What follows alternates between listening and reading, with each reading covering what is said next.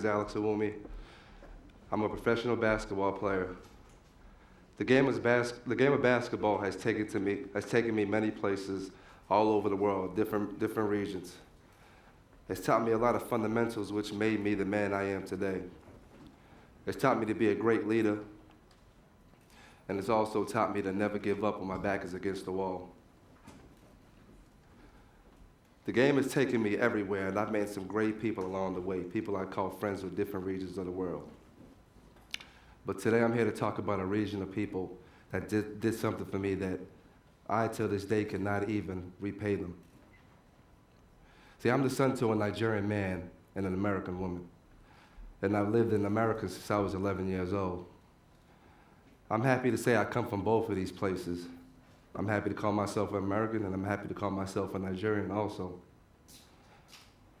I know what a lot of you guys are thinking, and I'm not here to talk about my love for America, even though I do love the place. Like I said, I'm here to talk about a region of people that saved my life. In December 2010, I received a professional basketball contract to play in Benghazi, Libya, for a team named Al Nassr Benghazi. The team was run by the infamous dictator Muammar Gaddafi, who had a strong hold on the country for 42 years. Willingly, I took the contract. My love for basketball was so deep that I was willing to go anywhere to play. This round piece of leather has brought me to different parts of the world and has made me happy and has given me the opportunity to feed myself and feed my loved ones. Around the same time I got to Benghazi in December, the Arab Spring began in Tunisia. It later spread to Egypt, and a couple months later, it made its way to Libya, to the second big city, Benghazi, which I called my home at the time. On a Thursday morning, February 17th, as I stood on top of my building, I witnessed hundreds of people die right in front of my own eyes. I saw a great city turn into a war zone. Women assaulted right in front of my face. And I lost some of the closest friends I've ever had in my life. For 16 days, I confined myself in my own apartment, scared to go outside, scared to risk my life and even take a chance of escaping this place. Looking out of my window, I see little girls drag their fathers as blood gushes out of their body. I was scared for my life. And within those 16 days, it's sad to say I lost all faith in God. I lost all faith in mankind. And I lost all faith in myself and didn't want to live anymore. Along with a driver and a teammate of mine named Mustafa Nian, we decided to take a risk and try to flee Benghazi and head to a safe haven in Saloum, Egypt, which is on the Egyptian-Libyan border. We were going to drive there, and the drive was going to take 6 to 7 hours, but the drive ended up taking 12 hours. Within this long drive on this long desert road, we ran into several different checkpoints where rebels will pull us out of our car, take our luggage and throw it on the dirt roads, kick us down, and point AK-47s in our faces. It's tough when you see your best friend, a guy who you made this great bond with, look at you and cry. And all you could do was hold his hand, and tell him that if this was our last day living, let's live it together. Frightened on this road trip to Saloum, Egypt, we eventually made it there. And when we get to the gates of this refugee camp, hundreds of people are scattered around. Imagine a makeshift refugee camp, but we are housed in the prison yard of one of the biggest prisons in Egypt. Frustrated and angered and feeling the same frustration I felt when I was in Benghazi and when I was confined in my apartment, my behavior became very erratic. Some of the people who were sleeping outside of this prison yard that they call refugees had been there for days, some weeks. I took it upon myself to start yelling at prison guards and demanding that I talk to my consulate so I could start getting home back to America. But it didn't matter. Me being American didn't matter at that time. And eventually I was thrown in a prison cell at the bottom of the prison. For 2 hours I sat there in the dark, prison cell with no windows. Rats crawling up my leg, urine on the floor, and I sat there and cried for hours, screaming, wondering how I got to this place, how this round piece of leather, the game I love, that I've been playing since I was a kid in Nigeria, how it brought me to this place. I gave up on life, and I didn't want to live anymore, to be honest with you. Eventually, I was let out of this prison cell, taken back up to this prison yard where they housed all the refugees. And I slept outside for 3 days. On the third day, it started raining. Me and my teammate, along with another couple of refugees who were Nigerian, were sleeping in the mud, sick with the rain, cold rain hitting our bodies. I was fed up. And the one most important thing that I needed to do was get back to my family.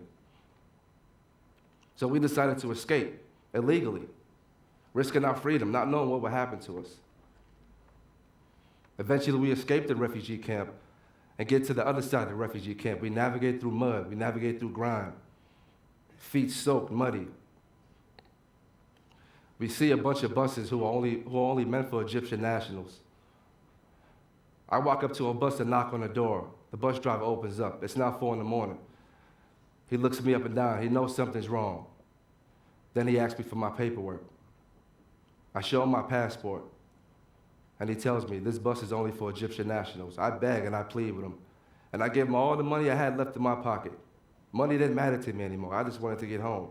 I just wanted to see my mother and my father, hold their hands. Eventually, he let us on the bus, shoot us to the back of the bus, and sat us down.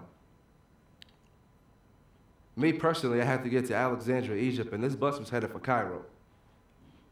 So I plead with the bus driver to get me to a bus going to Alexandria. For minutes at a time, we argue with each other. And he finally decides to let me off the bus, and he takes me to another bus headed for Alexandria. We get to another bus a couple minutes later. The bus driver opens up, and they both start to engage a conversation. The bus driver looks at me. He knows there's something wrong. He looks at my face. He looks at my eyes. I mean, I hadn't brushed my teeth in weeks. I hadn't had a decent meal in almost a month. My eyes were bloodshot red. I hadn't shaved, and I was weak. He knew something was wrong with me. He decided to let me on a bus. And I thanked him as soon as I walked on. But as I walked on, something magical happened. I looked on this bus, and I saw 50 men, 50 seats filled. And as soon as I walked on that bus, I could feel their piercing looks piercing through my body. I walk on the bus, and the bus driver shoots me to the back. I get to the back of the bus, and no seats were left, so I sit on the floor. I mean, I was just happy to be there. This was the beginning of my journey home, the beginning of my journey home to see my family. I sit down, and all I could do was just close my eyes, try to retrace my steps in life. How did I get here? Was my love for basketball, my love for money more important than my own life? Was it more important than the love that I have for my family, the love they have for me? Eventually, the bus starts rolling, and we're on our journey to Alexandria. The bus driver driving the bus stops. He looks to the back of the bus, and he tells a man who I'm sitting next to.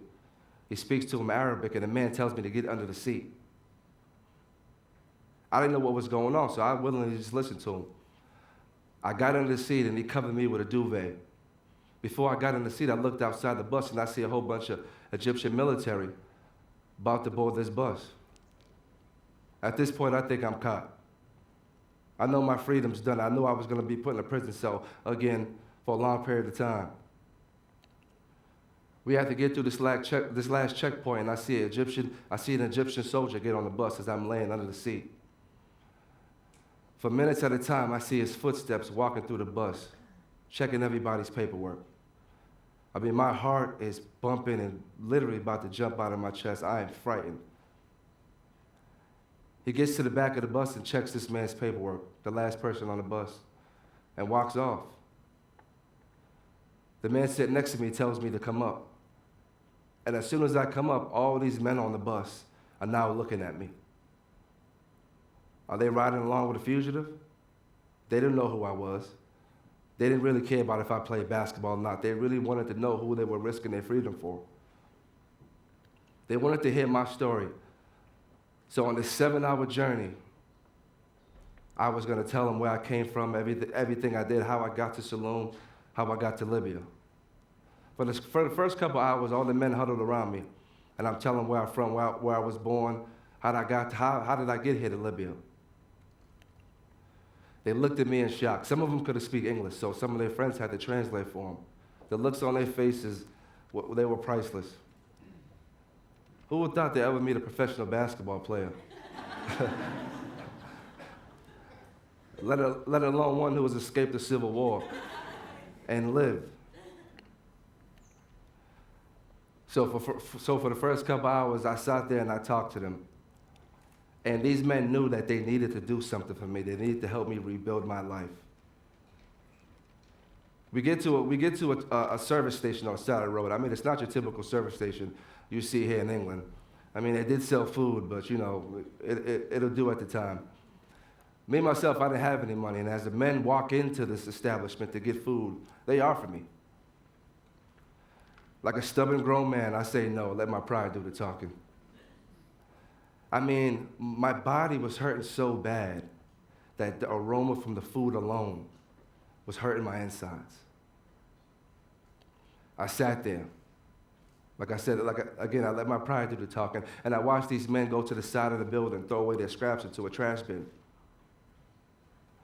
I sit there and look at them, and as they go throw it away, I ease myself all to the side of the building. I walk up to the trash bin, and I look around in embarrassment. I put my hand in and I start looking for scraps. Anything I could eat, scraps of chicken, bread, any leftovers. With flies buzzing around, I didn't really care. Seconds later, a man touches my shoulder, and I kind of get startled as if I'm being attacked. He looks at me and he says to me, come and eat. At this point, I didn't really know what to say. My body was so weak that I was on one knee. He extended his hand and I took it, and he walked me inside, sat me down at the table, and bought me a meal. I sat there and ate this meal. I mean, this was the most uncomfortable meal I've ever had in my life. As I was eating, I didn't know who I was anymore. I had turned into a monster. How was I going to come back from this? At this point, I knew that I didn't want to live anymore. I didn't want my family to see me like this, my brothers and sisters, all my loved ones. So then and there, I made the decision that I would literally take my own life at some point within this journey. As we get back on the bus and we continue to roll towards Alexandria, I continue to tell these men my story. But most importantly, they continue to talk to me. They gave me a different type of education. They gave me an education on the Arab region, about the injustices done to their people. See, the media will paint a picture that we all watch on TV to make these people look like they're animals. But me, for one, I saw the good that they did to each other and the good that they done for me. One of the men asked me, when you get to Alexandria, when will you leave? When will you go see your family? I answered that question the most honest way I could. And I told him, I don't plan on seeing my family. And I know they don't plan on seeing me like this. He looked at me and for a second, he felt my pain. He felt the pain in those words. He knew that he had to do something and they had to do something as a group of men to help rebuild this person. He tells me, you are the most important person on this bus right now. You are the key to a lot of things going on in the world. And at the time, I didn't really care to listen to him. My mind was already made up, and I was going to go through what I had to go through. A couple hours later, we stopped at another service station, but this time these men of Muslim origin had to go pray. I get off the bus, and as they go into their prayer room, as they wash their feet and their hands, I take it upon myself to say my own prayer, the Lord's Prayer. This was unusual because Like I said, when I was confined in my apartment, I gave up on God. When I was confined in my apartment back in Benghazi, I did something that wasn't original. As a Christian man, I've always asked God for forgiveness. But when I was there stuck, hungry, almost dying of starvation, going crazy, I told God I forgave him. As I sat there with a blade in my hand, ready to take my own life, I had to thank him. I had to thank God because he had gave me 26 years on earth, who no other man would ever ask for. He gave me loving parents. He gave me brothers and sisters who molded this man you see today. And for him to let me take my own life, Lord, I forgive you. And at that point, I was ready. So for me to sit here and get on one knee and say the Lord's Prayer, it was tough for me. But as I started reciting it, I felt very comfortable. Two men walk up to me, pick me up on each arm. They tell me, come pray with us. This was unusual because Muslims and Christians can't pray with each other. I walk into this prayer temple, and the man says, you can pray to your God here. I have never felt so comfortable ever praying in my lifetime. And I knew my life had took a turn. Within this 7-hour journey, I had got a newfound education on life. It wasn't about basketball anymore. It wasn't about money. It wasn't about me. It was about two different worlds coming together. As we finally get back on the bus and we get to our final destination, Alexandria, all the men get off the bus and I walk up to the bus driver and I give him a huge hug. And he asked me, am I okay? And I said, yes. I get off the bus and hug every single man there and thank them. What was unusual was as my coach was coming to pick me up from the bus station, all of these men waited there for me. They waited for him to show up.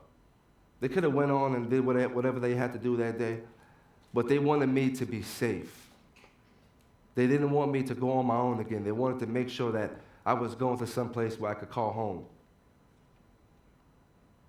And I did it with a smile on my face as I watched them all leave. And I cried. And I was comfortable crying. Because I know I had 50 angels watching me. People from different religions, no matter what race or religion, came together. And they helped mold the man you see today. I'm happy. Literally, I'm happy. And I thank them for doing this for me. I had to tell their story here today. Hopefully they're watching, maybe they're not. But I know when you guys go back home, you know that I did something great here today. I thank them and I thank you.